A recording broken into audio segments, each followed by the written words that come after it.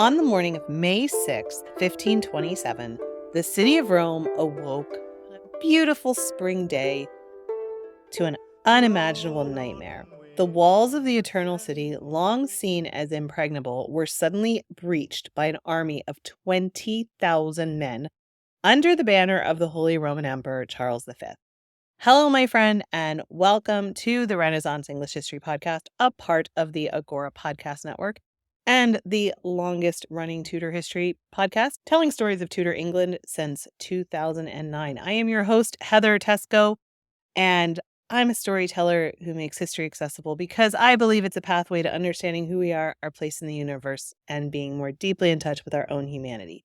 This is episode 249. We are talking about the sack of Rome, something that did not happen in Tudor England, but very much affected everything that was going on in Tudor England, because this was also right at the time that Henry VIII first started to float the idea of leaving Catherine of Aragon. So we are going to talk today about the sack of Rome, what it was, what led to it, and how it affected Henry and people in England. First, your reminder, TudorCon is coming up September 20th to 22nd. You can join us online. The in-person tickets are sold out. You can come online, learn more, englandcast.com/TudorCon online. Very, very excited to have 3 days of nerding out on Tudor history with some of your new best friends from all over the world. And TudorCon and this podcast is sponsored by Armor and Castings right now. We are so happy to have them as a sponsor. They make beautiful accessories and jewelry for Tudor outfits. So I actually just did an unboxing video on my YouTube channel. They had sent me some stuff we're going to use as gifts at TudorCon, or as prizes for people who win the costume contest and the trivia contest and stuff like that. So they sent me some stuff, and I did an unboxing video on my YouTube channel, so you can check that out. tudor.armorandcastings.com. Okay, so back to Rome. These soldiers who are invading Rome are a volatile mix of battle-hardened Spaniards, German Landesknechts, and Italians, and they had been driven to desperation by hunger and a lack of pay. As they poured through the city gates, chaos erupted. The streets of Rome, once a center of Renaissance grandeur, were quickly engulfed in violence, looting, and terror. The sack that followed was unlike anything Rome had seen since the invasions of the Visigoths and the Ostrogoths and all of that happened over 1,000 years before. Churches were desecrated, palaces were looted, and the city's inhabitants were subjected to unspeakable horrors. This was not just an attack on a city, it was an assault on the very heart of Christendom. The impact of the sack of Rome rippled far beyond Rome, marking a decisive end to the city's Renaissance splendor and setting the stage for major shifts in European power dynamics. This episode is going to explore the 1527 sack of Rome in detail, examining how this catastrophic event marked a turning point in European history. We will delve into the political and the religious tensions that led to the sack, the immediate consequences for Rome and its people, and the broader implications for Europe, with a particular focus on how the event influenced Henry VIII's quest for a divorce from Catherine of Aragon, a pursuit that, of course, would eventually lead England to break from the Catholic Church altogether. So let's start and put things into political and military context. The sack of Rome was the culmination of decades of conflict in Italy, primarily between the two most powerful monarchies in Europe, France and Spain. This struggle was known as the Italian Wars, and it began in 1494, and it had embroiled much of the continent in a protracted battle for dominance over the wealthy and fragmented Italian peninsula. Italy at this time was a patchwork of city-states. There wasn't an Italy as we know it. Of course, there wasn't Germany as we know it. These states had not yet solidified into a country as we would know it. So each city-state was its own territory, had its own ruler, but many were under the influence of foreign powers like France and Spain. At the center of this conflict was Charles V, Holy Roman Emperor and King of Spain, and also, of course, the nephew of Catherine of Aragon. By the 1520s, Charles had amassed an empire that stretched across much of Europe, from the Spanish kingdoms and their territories in the Americas to the German states and the Netherlands. His rival, Francois of France, sought to curb Charles's power and extend French influence in Italy, particularly over the Duchy of Milan. Pope Clement VII was a member of the powerful Medici family, and he found himself caught in the middle of the struggle.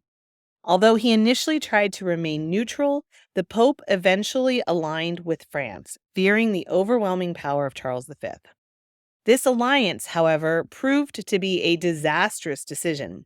After a decisive defeat at the Battle of Pavia in 1525, where Francis I was captured, the balance of power shifted dramatically in favor of Charles. The Pope's position became increasingly precarious as Charles's forces, including a large contingent of unpaid and unruly mercenary soldiers, moved towards Rome, seeking plunder to satisfy their unmet wages. The religious landscape of Europe was also in turmoil during this period, adding another layer of tension to the political conflict. The Protestant Reformation, ignited by Martin Luther's 95 Theses in 1517, had begun to spread across Germany and beyond, challenging the authority of the Catholic Church and the Pope. The Holy Roman Empire was deeply divided, with many German princes converting to Lutheranism, while Charles V remained a staunch defender of Catholicism. Among Charles's troops were the German Landesknechts, many of whom were sympathetic to Luther's cause. Their participation in the sack of Rome was not merely a quest for riches, but also carried a symbolic significance, a strike against the corrupt institution they saw in the papacy. The soldiers' actions during the sack, including the desecration of churches and the humiliation of priests, reflected these underlying religious tensions. Adding to the complexity were the apocalyptic prophecies that surrounded Charles V. Some saw him as a potential second Charlemagne, a ruler destined to unify Christendom under a single divinely ordained empire. This idea fueled a sense of inevitability and righteousness among his supporters, who believed that they were carrying out a divine mission. While these dramatic events were unfolding on the continent, England was embroiled in its own crisis. Henry VIII was desperate to secure his male heir and had become increasingly convinced that his marriage to Catherine of Aragon was invalid. Catherine, who had failed to produce a living male heir, was also Charles's aunt, like we said, complicating things further. Cardinal Wolsey, Henry's chief advisor, was tasked with securing an annulment from Pope Clement VII. Wolsey's diplomatic efforts in Rome were delicate and fraught with obstacles. Before the sack, negotiations were progressing, albeit very slowly, with Wolsey attempting to navigate the complex political landscape that involved Charles V's influence over the Pope. However, the sack of Rome upended everything. The Pope, taken hostage by Charles's forces, was in no position to grant the annulment that Henry so desperately sought. This catastrophic event marked a turning point in Henry's relationship with the papacy, eventually leading him to break away from the Catholic Church and establish his own Church of England. So let's go to the initial assault itself. Like we said, the morning of May 6, 1527, Rome was plunged into chaos. The Imperial army, composed of 20,000 men, had finally reached the city's gates after weeks of marching and months of unpaid service. Among these troops were battle-hardened Spaniards, the German Landesknechts, and the Italian soldiers.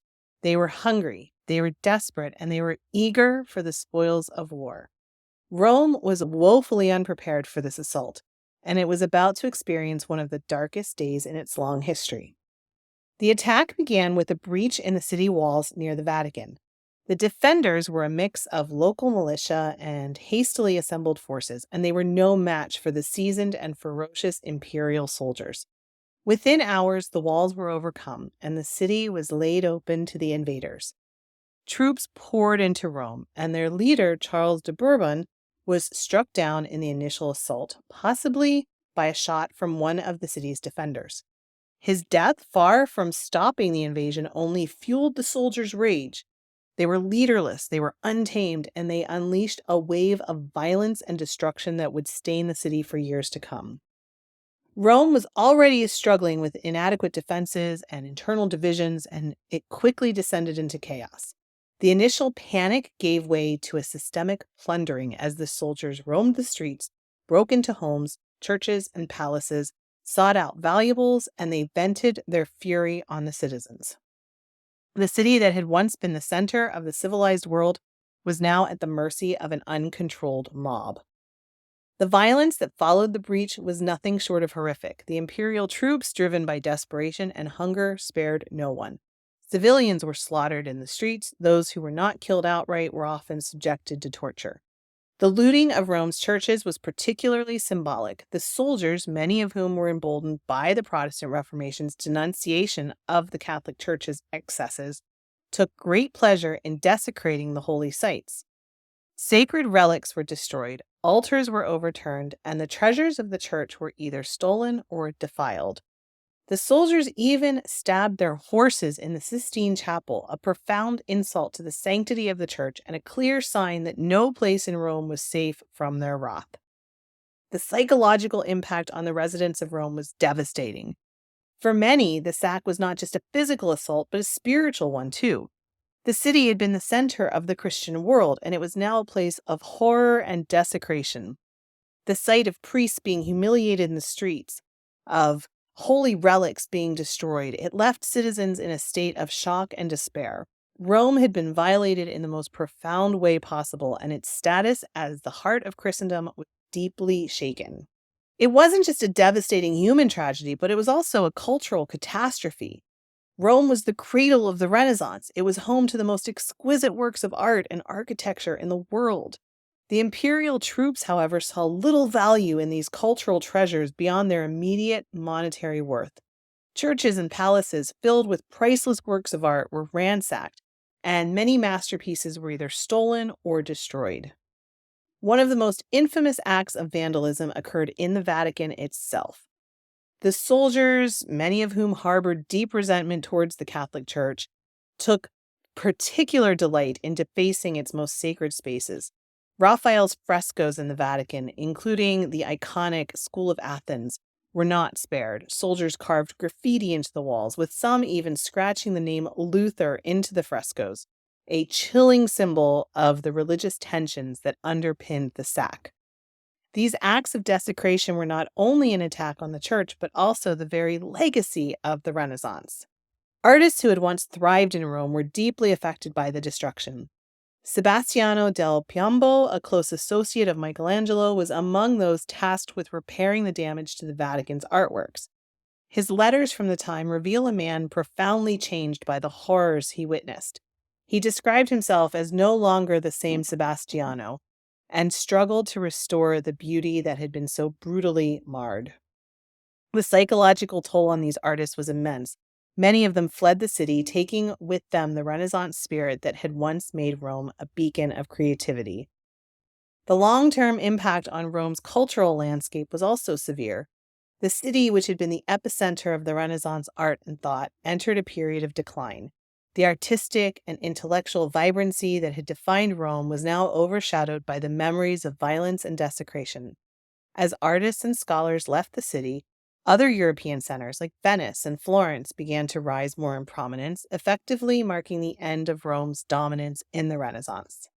While Rome was being ravaged, the effects of the sack were felt far beyond its walls, particularly in England. Henry was in the midst of his personal and political crisis and had been relying on Cardinal Wolsey to secure the annulment of his marriage to Catherine. Wolsey's efforts had been painstaking as he navigated the complex and dangerous waters of European politics, but the sack of Rome threw all of these plans into disarray. When news of the sack reached England, it caused an immediate crisis at Henry's court. The Pope, now a prisoner of Charles V, was in no position to grant the annulment that Henry so desperately sought. Wolsey, who had pinned his hopes on diplomatic negotiations, suddenly found himself powerless. The sack had not only devastated Rome, but also destroyed any chance of securing the Pope's cooperation in Henry's marital affairs. Henry's frustration with the situation grew rapidly. He'd been waiting for years for a solution to his great matter, and now it seemed further away than ever. The Pope's captivity made it clear that any decision would be influenced by Charles V, who was Catherine's nephew and was unlikely to support Henry's quest for a divorce. This realization began to sow the seeds of discontent in Henry's mind, contributing to his eventual decision to break away from the Catholic Church altogether. Wolsey, who had once been the most powerful man in England after the king, saw his influence rapidly diminish. Unable to deliver the annulment, he fell from favor, and by 1529 he was stripped of his titles and exiled from court. The sack of Rome not only marked the end of the Renaissance in Italy, but it also set England on a path towards religious and political upheaval. Henry's decision to break with Rome would eventually lead to the English Reformation, the movement that would forever change the religious landscape of England. The events of 1527, though distant in geography, had a crucial role in shaping the future of England, as the catastrophic sack of Rome indirectly paved the way for the creation of the Church of England. Now let's talk about the aftermath. In the days and weeks following the sack of Rome, the city descended further into a nightmare of disease and famine. The streets, already stained with blood, became breeding grounds for pestilence as the bodies of the dead were left unburied. The soldiers who had invaded Rome were ill-equipped to deal with the aftermath of their own brutality, and the city, deprived of its leaders and infrastructure, couldn't cope with the disaster. Starvation set in, and the invaders had stripped the city of its food supplies, and any semblance of order dissolved in the face of widespread desperation. The political fallout from the sack was equally devastating. Pope Clement VII, who had taken refuge in the castle Sant'Angelo, was eventually forced to surrender to Charles V's forces. His capture symbolized not just a personal humiliation, but also a significant weakening of the Papal States. Rome was the center of Catholic power, but it was now under control of the Holy Roman Emperor. The Pope was effectively a prisoner, and his ability to govern or influence European politics was severely compromised. This marked a turning point in the power dynamics of Europe, with the papacy losing much of its temporal authority. The long-term effects were also profound, both for Italy and European culture. The destruction of the artistic and intellectual community was the end of the city's preeminence in the Renaissance. Artists, scholars, and patrons who had once flocked to Rome sought refuge and opportunity elsewhere. The cultural shift away from Rome was irreversible, and the city's influence in European culture waned as a result. So the sack of Rome had far-reaching consequences, not only in Italy but across Europe. It marked the end of one era and the beginning of another, as the Renaissance gave way to new political and religious realities that would shape the course of history. The sack of Rome solidified Charles V's dominance over Italy, and it marked a decisive turning point in the Italian Wars. With the Pope effectively under his control, Charles V established a hegemony that would influence the political landscape of Italy for years to come. This event also played a crucial role in shaping the broader religious movements of the time. The devastation of Rome weakened the Catholic Church's authority, contributing to the momentum of the Protestant Reformation, not just in England, but all over Europe. It also prompted the Catholic Counter-Reformation, as the Church sought to reform itself and reassert its power. Henry's break from Rome, driven in part by the sack, became a crucial chapter in these broader movements, leading to the establishment of the Church of England and altering the religious trajectory of Europe. So the sack of Rome is a profound human tragedy. Close to 25,000 civilians died in the sack of Rome. Also, Rome had a population of about 55,000 people before, and afterwards it dropped to about 10,000 people. So Rome was just decimated. The violence and destruction that unfolded over those harrowing weeks not only marked the end of Rome's Renaissance glory, but also reshaped the political and religious fabric of the continent. This catastrophic event symbolized the intersection of power, faith, and culture in early modern Europe, highlighting the fragile nature of the political alliances and the unpredictable consequences of war. For Henry, it was a catalyst that pushed him towards a dramatic break with the Catholic Church. The ripple effects of the sack of Rome were felt far and wide, influencing the fate of nations and the lives of countless individuals.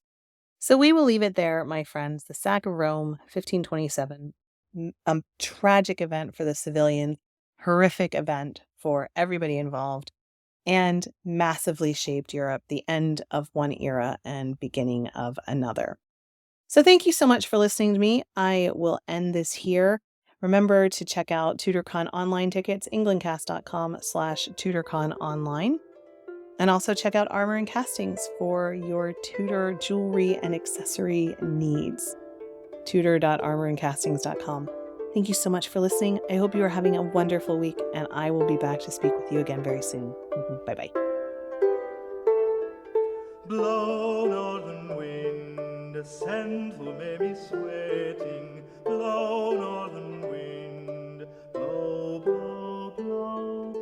cote boord in bouwde briek, dat solis semlis ons ziet. Mens voel meiden of